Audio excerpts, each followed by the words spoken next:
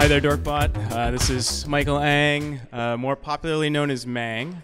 And I was living in San Francisco for about 8 years, and for the last year and a half, I'm now based in Berlin. So I'm officially an artist in Berlin. They even give out visas for artists in Germany, which is pretty awesome.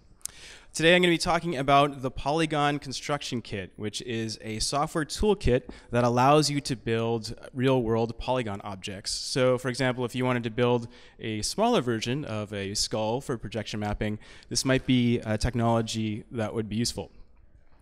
So I'm going to just give a very quick overview of some of my previous projects, just to kind of give you a bit of a flavor of what I'm interested in. A lot of my work deals with the intersection between art and technology and biology, or human social interactions. So this is a flower that's sort of based off the principles of an electronic ecosystem. I've also done work into the intersection of human and insect aesthetics. So this was a set of artificial flowers that were both designed to be design object for humans and for living butterflies. I've also been quite active with the Art Hack Day, now one of the organizers for Art Hack Day, and it's basically a hackathon for artists whose medium is technology and technologists whose medium is art. And I've been involved with that actually at Gray Area in San Francisco, where we did a hackathon, and Berlin, and then the latest one I did was in Paris. I'm also very interested in how light modulates social interactions. So this is one of my very old projects, which also made it out to the playa. It's a parasol that actually casts light instead of blocking it. So you use it at night in a very dark environment, so like the forest or the desert, and allows people to have a conversation when they wouldn't normally be able to. Also, I've done some work using technology to kind of capture these almost sort of transcendental experiences. So this is a GIGAPAN that I took in the Canadian North. This is above the Arctic Circle. And it's more than 200 images which were stitched together. So basically it took the GIGAPAN unit, this robotic camera unit, on a snowmobile for 7 hours from the little hamlet of Igloolik out onto the frozen lake. So it's an example of using technology to try to capture some kind of human experience and then bring it back. So that gives you some of the background, and I've been also interested in the idea of generating physical forms from code. When you're working with the computer, when you're programming, you have this opportunity to create things in a virtual world just using programming. And inside that virtual world, you can kind of create whatever you want. And now with 3D printing, it's giving us the opportunity for these objects to actually make it back out into the real world where we live as embodied humans. So I first did some experiments with 3D printing in 2006 at EYEBEAM in New York. And what we're looking at here is a processing sketch. So just a small amount of code that's being used to generate the physical structure in that window there. So this is one of the forms that I made. It's just a series of rectangles, basically, that have been rotated. And the idea was to really shorten the cycle between conceiving of something, executing it as code, and turning it into a physical object. So this is before 3D printers were really widely available. And because I had access to the lab at EYEBEAM, the open lab, I could actually use one of these very expensive 3D printers. I mean, I think it's upwards of $30,000 for the printer. And from that code, I was able to generate a file which I could print, which you get this sort of weird looking thing out of the printer with all the support material and kind of goofy looking plastic. And this was the result. So I had this sort of small object from this very expensive printer, and in the end I thought it was interesting, but because you needed to have access to this expensive printer, it somehow didn't quite click for me. And also the the plastic that it's made out of is, it's not very strong, so you couldn't really make a large object. It's mostly for these sort of smaller little things that might be nice to look at.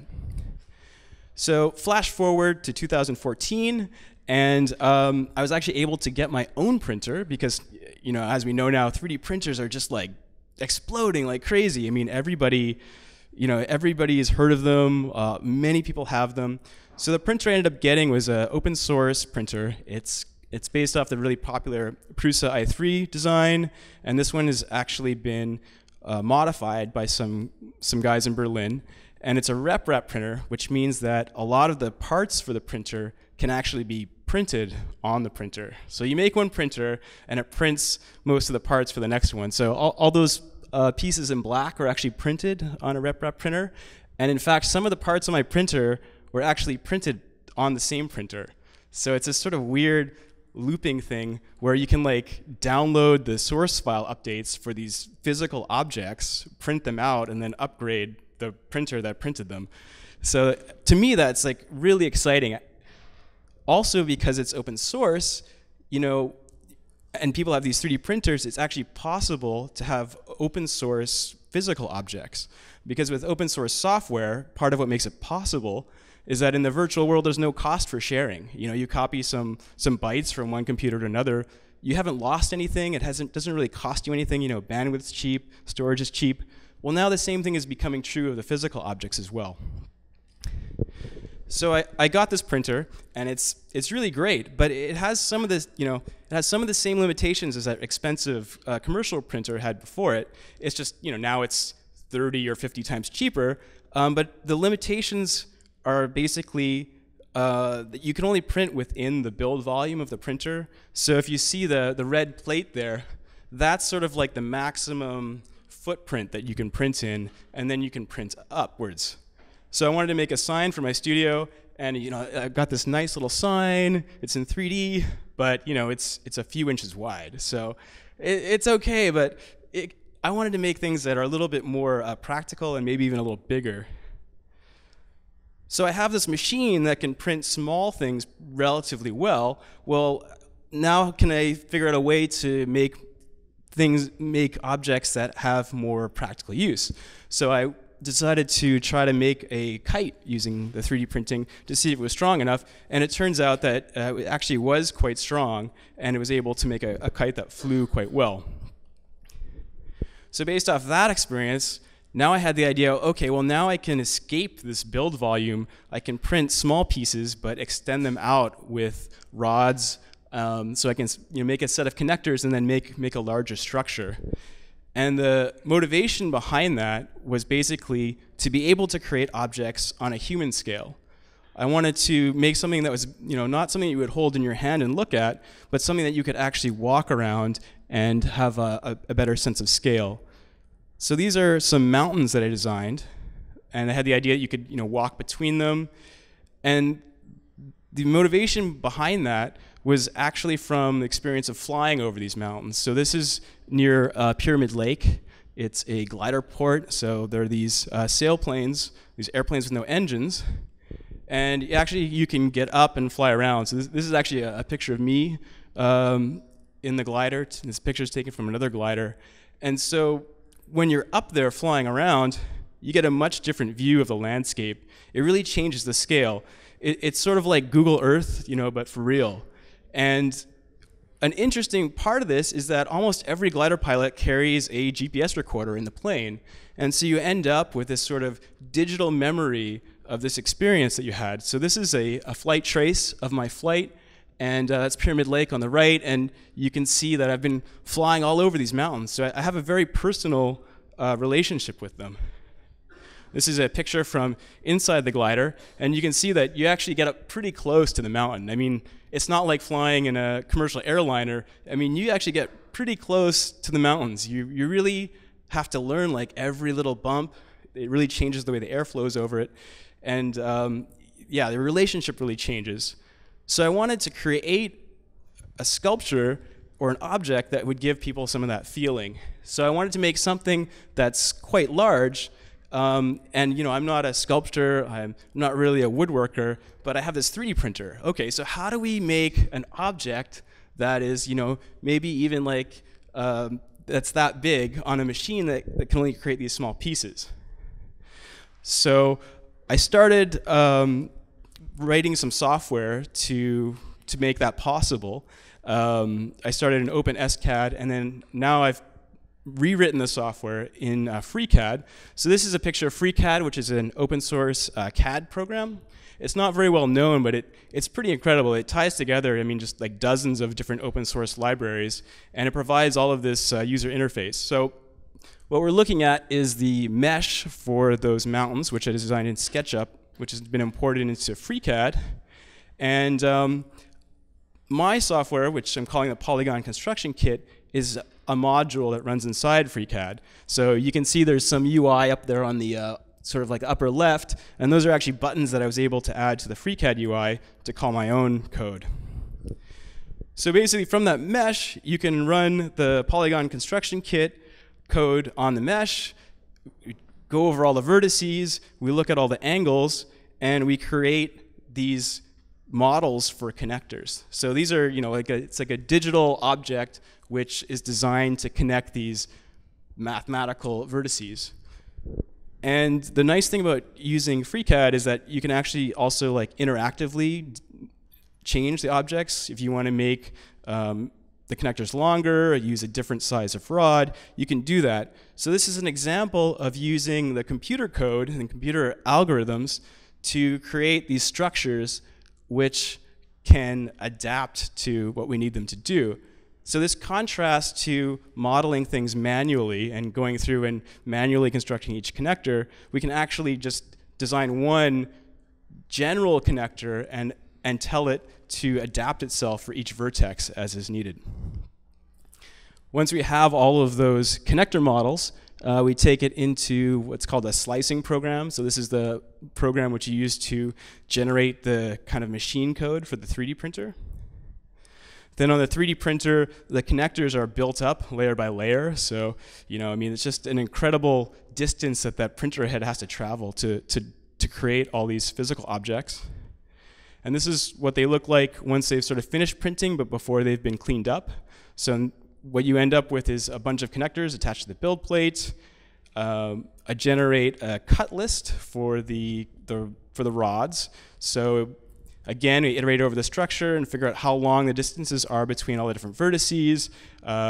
We do some optimization so that you minimize the use of material. So I'm using like this greedy cut algorithm. And then once you cut the rods and clean up the connectors, you have all of the pieces that you need to put together the structure.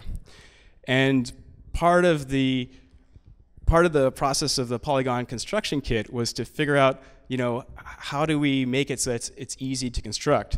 So on each of those connectors, each of the holes is labeled with, you know, which other connector it needs to connect with, and the rods have also been labeled. So basically, once you have all the pieces, it's just a question of matching up the numbers that are printed or written on the rods.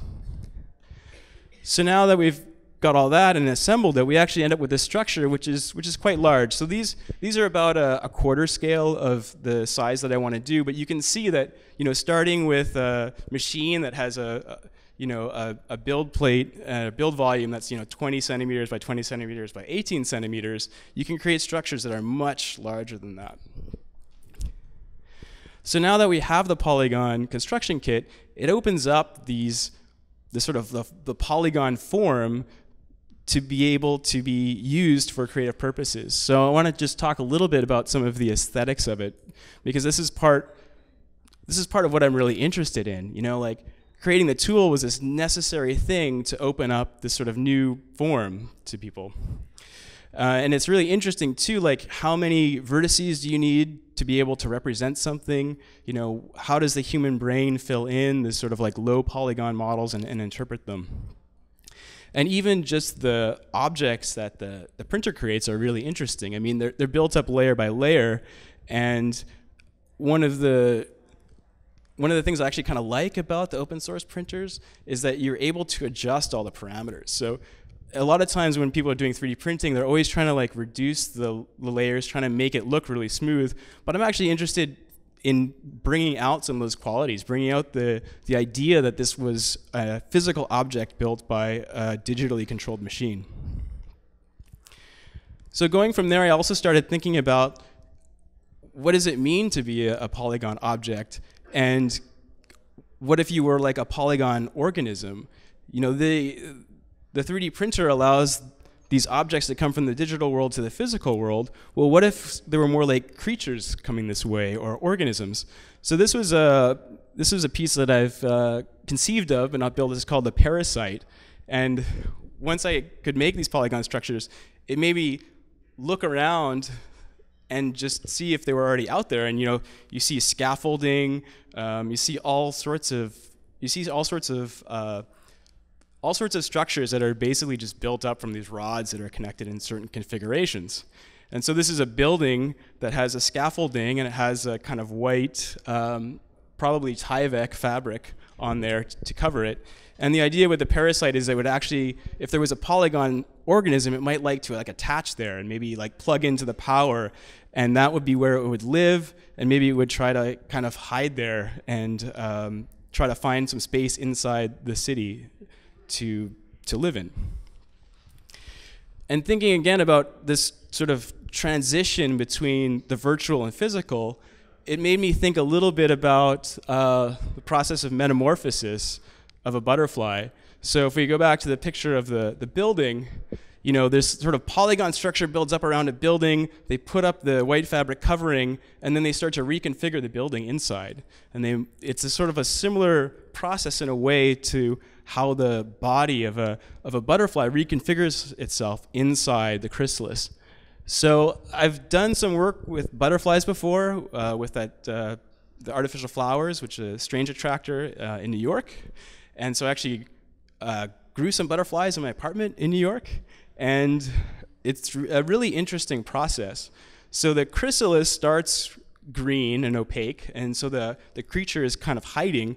But then on the last day before it comes out, it actually turns clear, and you can see the kind of reconfigured body structure inside, and you can see the orange and the black and the white of the wings. So I had the idea to create a digital organism that was sort of inspired by that.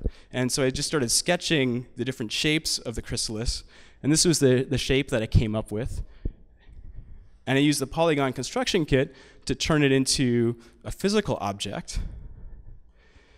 And then from there, I started to take it to different places and to try to find maybe what kind of habitat that it would like to live in. So this is in the forest in Canada. And then this is in Berlin, actually very close to my studio.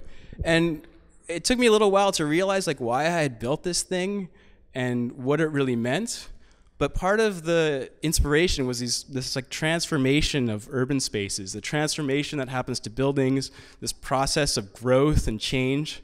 And it turned out that I'd been thinking of it also as a kind of almost like a ghost, because this is a space behind my building. It's right near the main train station in Berlin. It's an area that's being totally reconfigured. I mean, you can see the construction cranes there.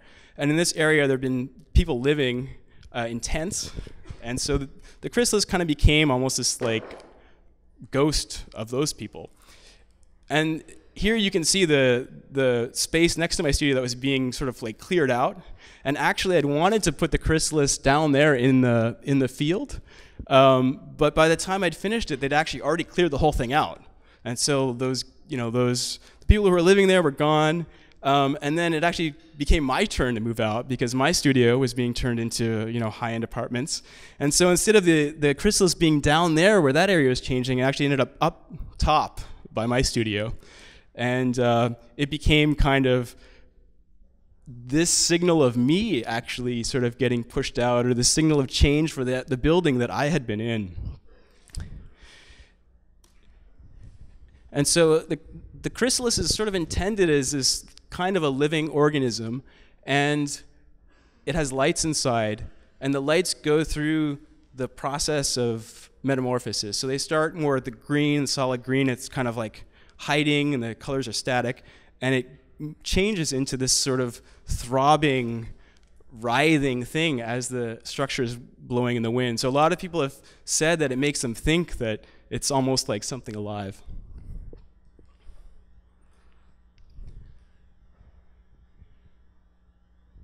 And depending how the wind's blowing, I mean, you get up close and you're really like, whoa. You know, sometimes I've been, I think it knows we're here, you know, or I think it likes us. And so that basically became the last piece that I did in that particular studio. I've also just quickly show you a few other things that I've done with the Polygon construction kit. You know, I've started to make projection screens. So this was a projection screen that ended up kind of looking like a kite, and actually later I ended up trying to fly it, and it did actually sort of fly. I'm also working a lot on adding memories to the Polygon objects. So I really love the sky, and I was thinking it'd be great to have an object that could remember the sky, you know, and to use the sort of technological tools of surveillance, not for surveilling people or property, but, you know, imagine there were these objects that could appreciate the kind of beauty or poetry of the sky. So there's a camera inside the object, and it records the colors of the sky, and the kind of colors come in one side, and then they get reprojected out onto the other side. And it actually has the capability to really change a space. So, you know, you're sitting there, and the colors are slowly changing, and it changes a sort of dark space into a space which is kind of nicer to be in. And I haven't quite figured out all of why I'm doing this, but there is something about these sort of digital objects and digital technology being refocused back onto people, right? So these objects somehow are still not complete without the people in the picture. The other thing we've been working on is more collaboration. So Scott Kildall, who's here today, he's also been working on Polygon physical structures, in particular data visualization using physical objects. So he came to visit in Berlin, and he was able to use the Polygon construction kit to create one of his objects. I mean, this is totally rad. So just that moment too of conceiving of something in your head and then being able to actually create it. This is a lot of what the software, the toolkit side is about, is creating this tool for a creative expression, this tool that allows you to create in a medium that maybe wasn't accessible before. So what's next? I'm going to be adding more memory, sense, and communication to the objects. There's a lot of technical improvements to make. One of the really interesting ideas is to use some physics simulation to actually be able to see how how forces are going to go through the structures, maybe see where areas that need tension versus compression, and also generating the structures more directly from the code. Also, I'd like to open source the software and just trying to figure out a way to make the software available to everyone, but still have some kind of resources available to feed back into developing it. Another area I think is be particularly useful for is for projection mapping. And if there's people who would like to collaborate on projection mapping using some of these objects, I would love to talk about it. So thank you very much. That's the Polygon construction kit.